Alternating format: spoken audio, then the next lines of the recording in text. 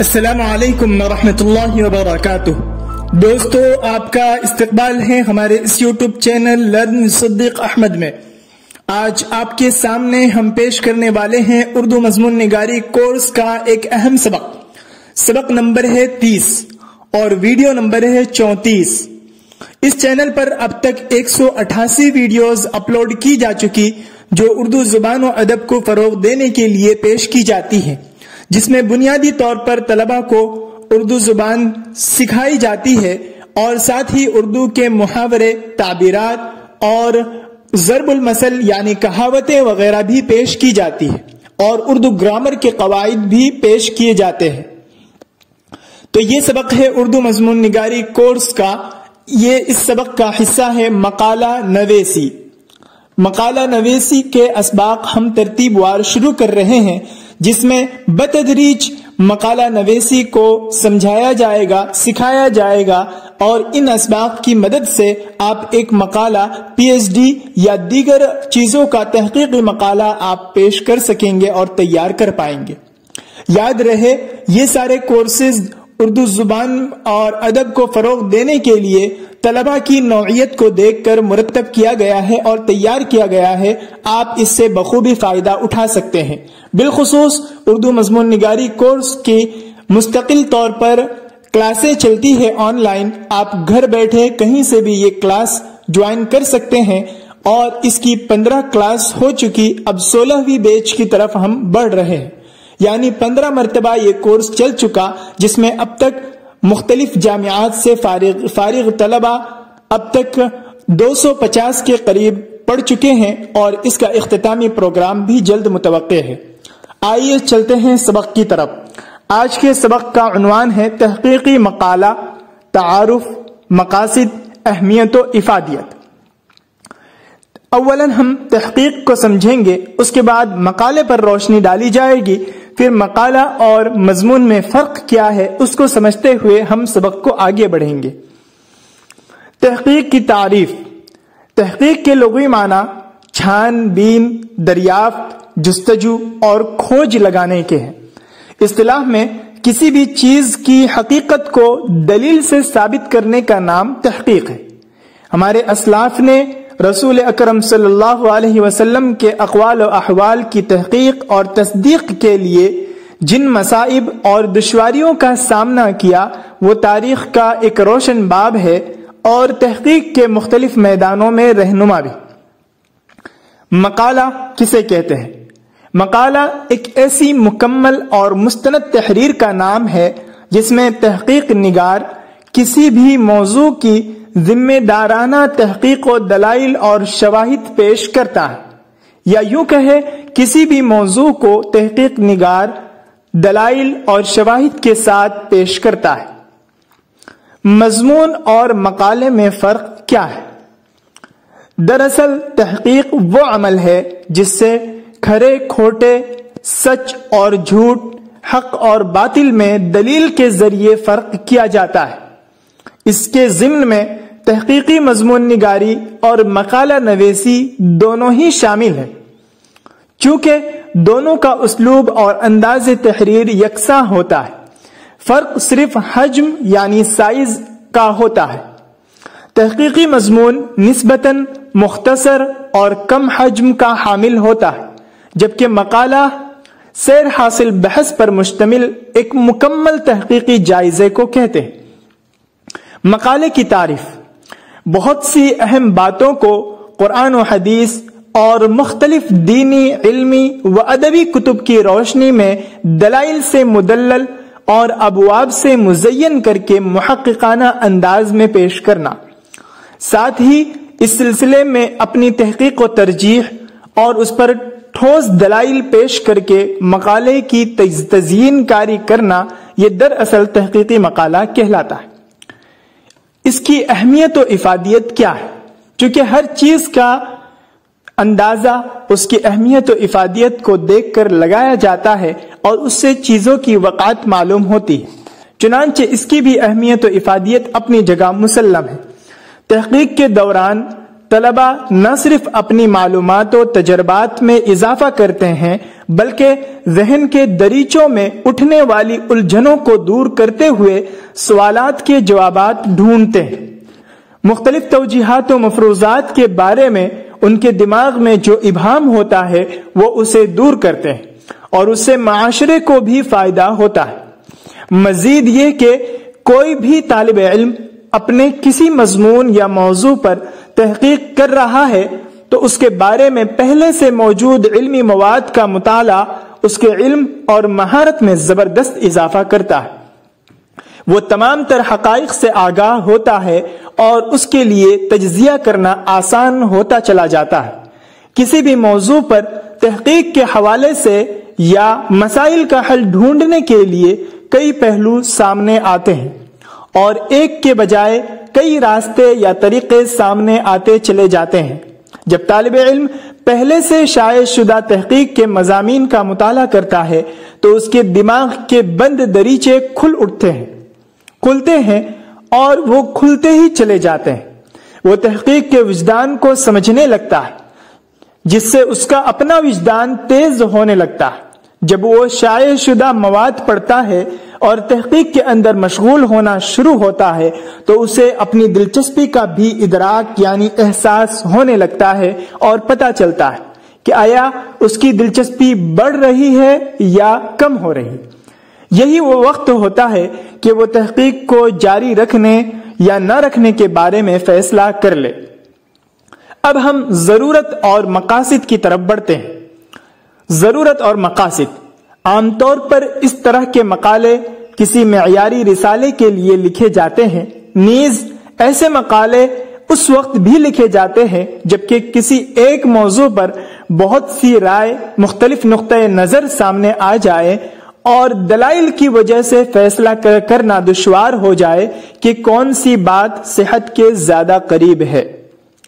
فقہی مسائل میں مختلف دلائل کی وجہ سے کسی مسئلے پر الگ الگ نظریہ سامنے آ جائے تو اس وقت راجح اور اقرب الی النص نظریے کا پتہ لگانے کے لیے بھی تحقیقی مقالے پیش کیے جاتے ہیں، جس کے بعد متفق علیہ طور پر کسی ایک نظریے کو راجح قرار دیا جاتا ہے۔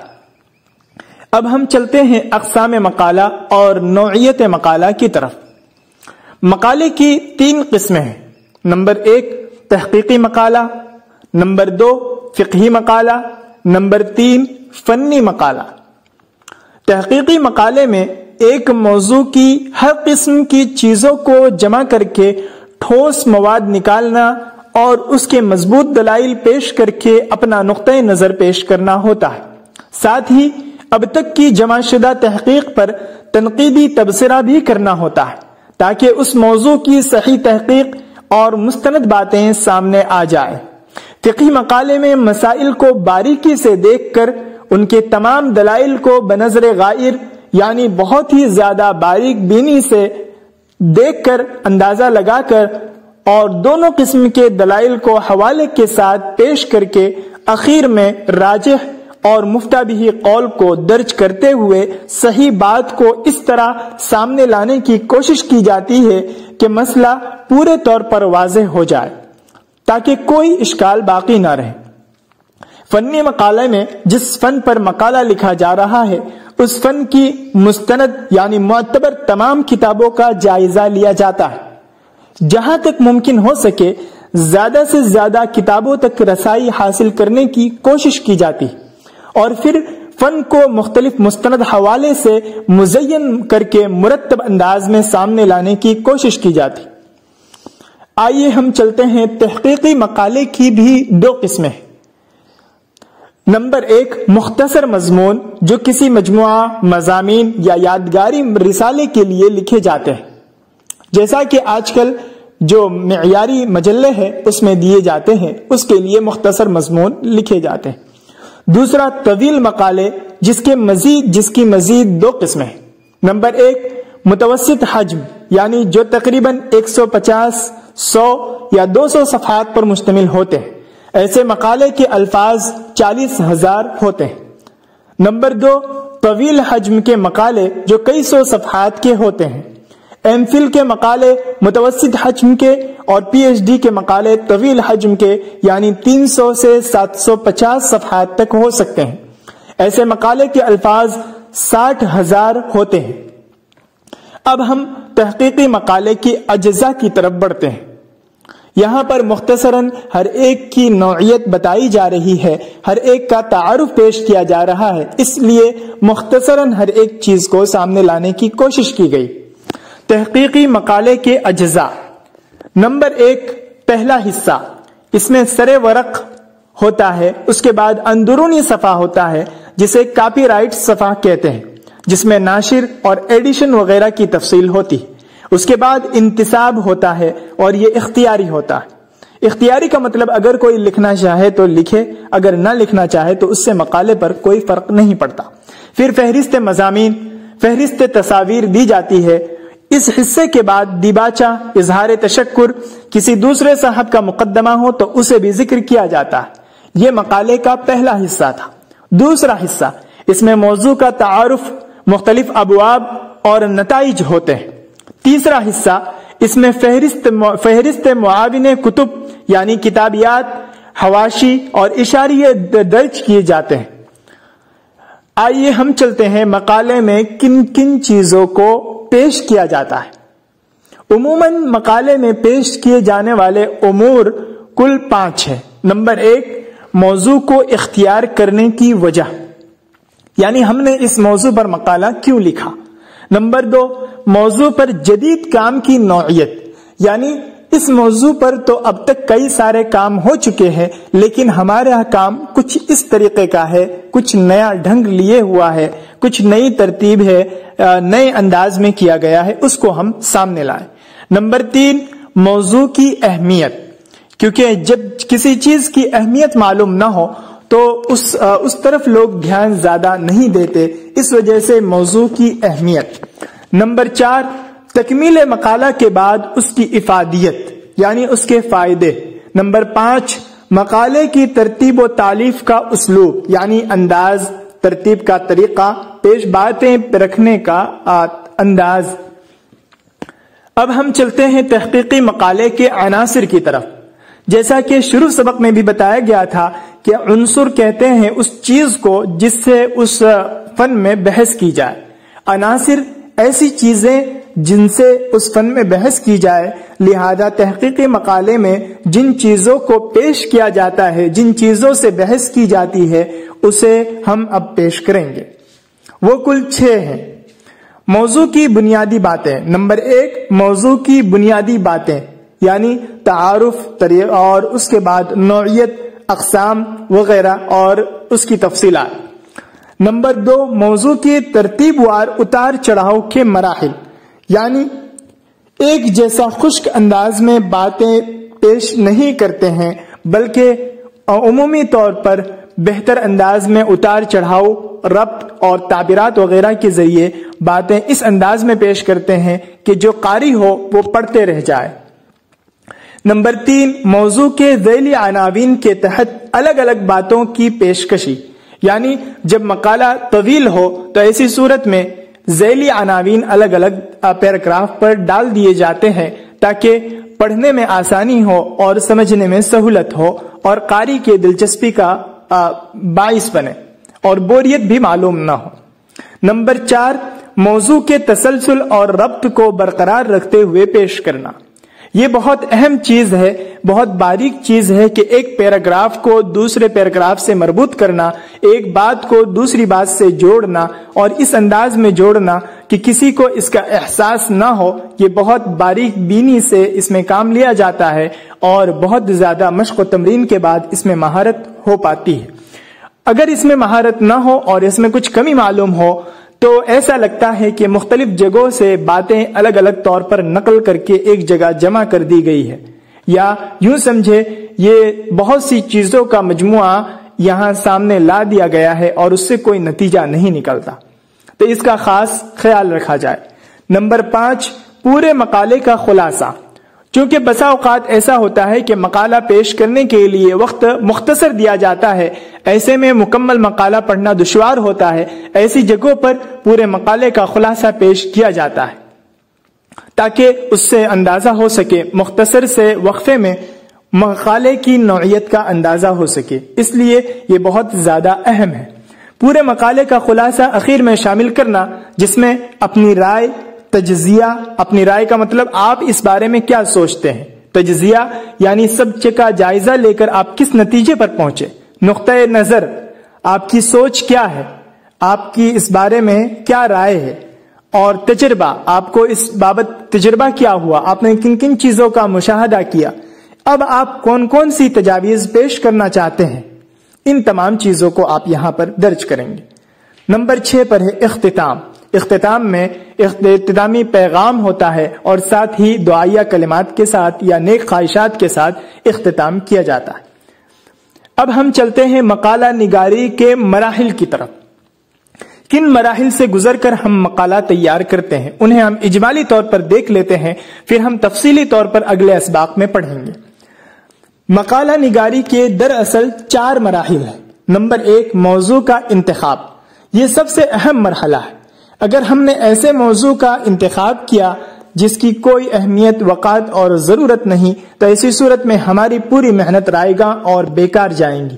لہذا ماہرین قلمکار سے اس بارے میں مشورہ لیا جاتا ہے اور اس موضوع کا انتخاب بڑی باریکی سے کیا جاتا ہے تاکہ ہماری محنت بیکار نہ جائے۔ اور یہ آدھی کامیابی سمجھی جاتی ہے کہ ہم نے اگر اچھے موضوع کا انتخاب کیا تو ایسی صورت میں ہمارا مقالہ نصف کامیابی کو حاصل کر چکا۔ اب نصف کامیابی ہماری محنت سے حاصل ہوگا۔ دوسری چیز، خاکہ سازی۔